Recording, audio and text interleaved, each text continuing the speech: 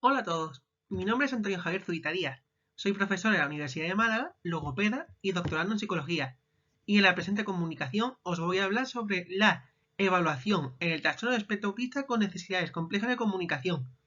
a partir de la medición de la efectividad de los instrumentos diferentes. En este breve índice se exponen los apartados que vamos a tratar a continuación, así que comencemos.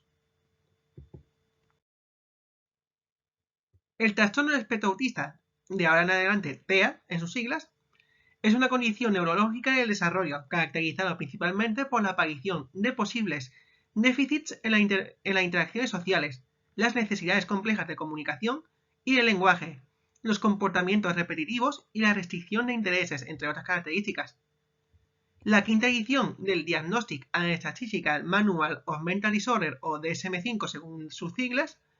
incluye al TEA dentro de la clasificación de los trastornos del neurodesarrollo, y recopila una serie de criterios diagnósticos, entre los que podemos encontrar la presencia de déficits persistentes y clínicamente significativos en la comunicación y la interacción social, patrones repetitivos y restrictivos de comportamiento, actividades o intereses,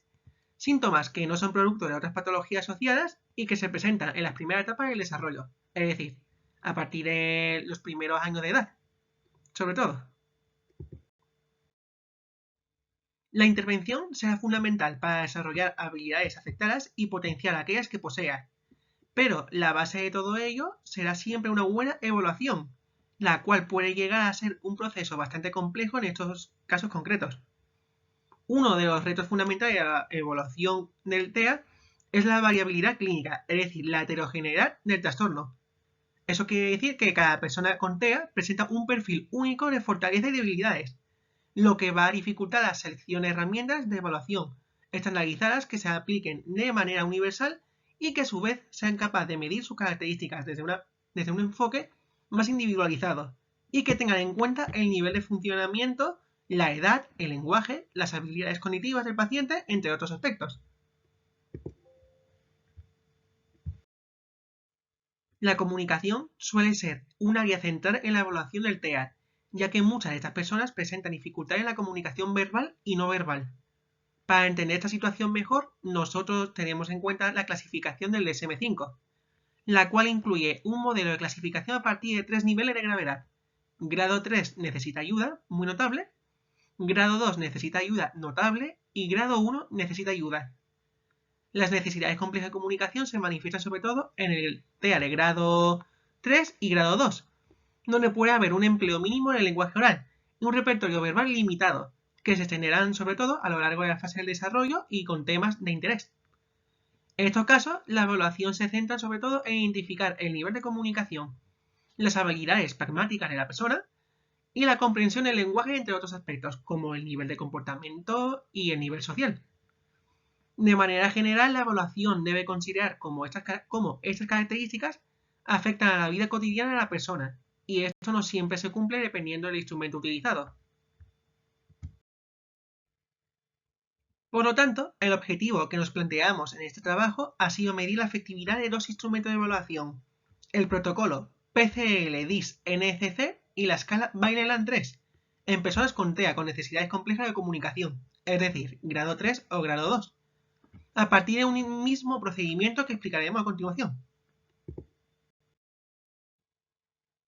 Para ello, se ha realizado un diseño de estudio cuantitativo de tipo cuasi experimental y longitudinal, donde se ha recopilado datos de 6 niños con TEA mínimamente verbales y con español como lengua materna. Los instrumentos utilizados para el proceso de evaluación han sido los dos que se presentan en esta diapositiva. Uno de ellos es el protocolo de evaluación del perfil comunicativo lingüístico de personas con discapacidad intelectual y necesidades complejas de comunicación, o PCL-DIS-NCC, elaborado por Calleja, Luque y Rodríguez Santos en el año 2021. El otro instrumento, por su parte, ha sido la escala Vineland-3, creada por Sparrow, Fischetti y Saunier en 2016. En cuanto al protocolo PCL-DIS-NCC, este consta de 5 subescalas conformadas por la escala de comprensión o PCL-EC, la variedad de interlocutores o PCL-EEVI, las funciones de la comunicación o PCL-EEFC los modos de comunicación o PCL-EE-MC y los temas y preferencias o PCE-ET. En todas ellas se utiliza la escala Likert para calificar la frecuencia de las conductas observadas, con valores de 1 nunca, 2 a veces, 3 bastante, 4 siempre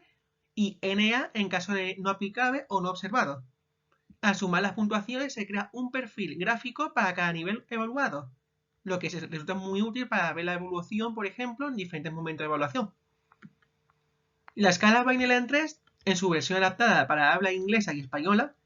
tiene como objetivo medir la conducta desde el nacimiento hasta la edad adulta a partir de 5 dominios: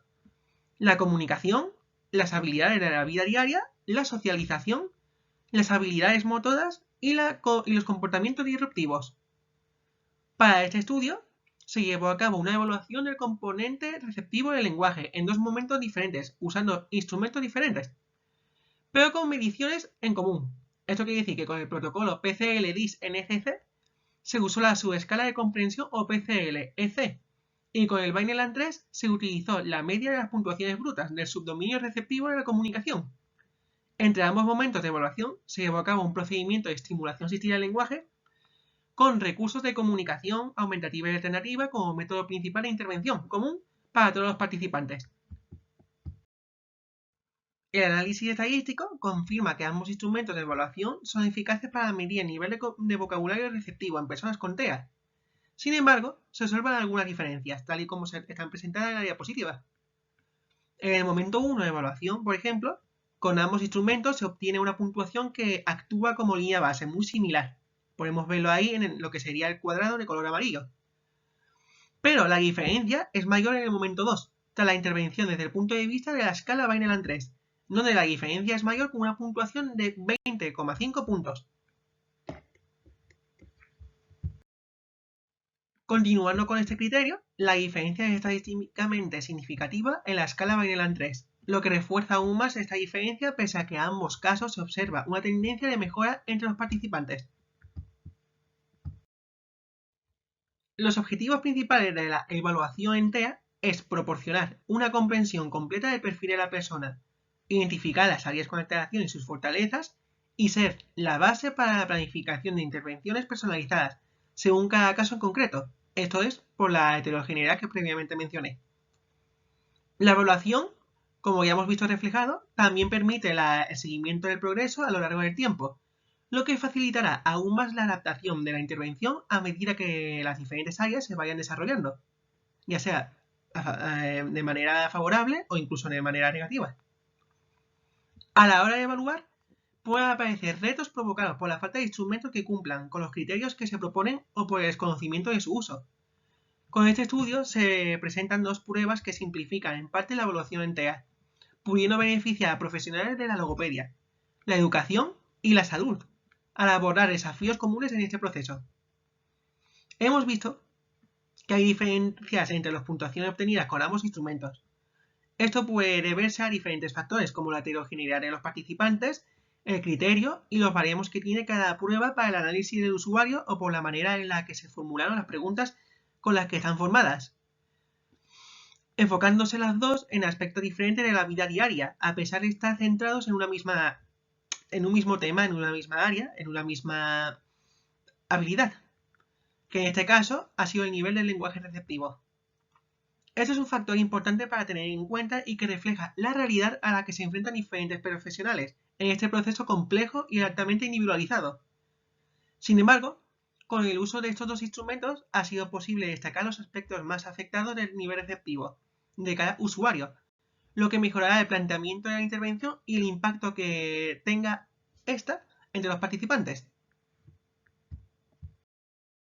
Aquí muestro un pequeño recopilatorio de la bibliografía usada para la elaboración de esta comunicación en caso de que queráis profundizar más sobre el tema, y también si queréis referenciar o utilizar o buscar más información sobre los diferentes instrumentos de evaluación,